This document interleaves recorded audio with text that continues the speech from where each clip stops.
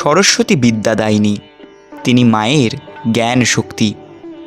সরস্বতীর স্তবে আছে, যিনি কুন্দফুল, ইন্দু, তুষার ও মুক্তামালার ন্যায় শুভ্রা, যিনি শ্বেত বস্ত্র পরিহিতা, যার হস্ত বীণার বরদণ্ডে সর্বদা সুশোভিত, যিনি শ্বেত পদ্মের উপর উপবিষ্টা, যিনি ব্রহ্মা বিষ্ণু মহেশ্বর প্রভৃতি দেবগণের দ্বারা সর্বদা বন্দিতা, সেই অশেষ জাড্য বিনাশকারিণী সরস্বতী, আমার কল্যাণ করুন, আমায় রক্ষা করুন।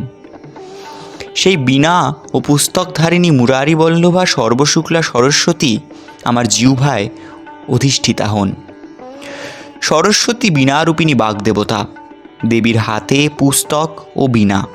পুস্তক বেদ শব্দব্রহ্ম, বীণা সুরছন্দের প্রতীক, নাদব্রহ্ম।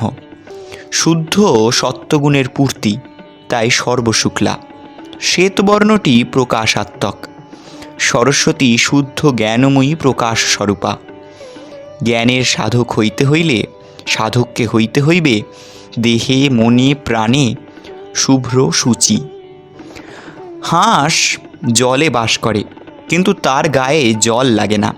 সেরূপ যারা পরমহংস, তারা সংসারে বাস করেন বটে, কিন্তু সংসার তাদের ভিতর প্রবেশ করতে পারে না।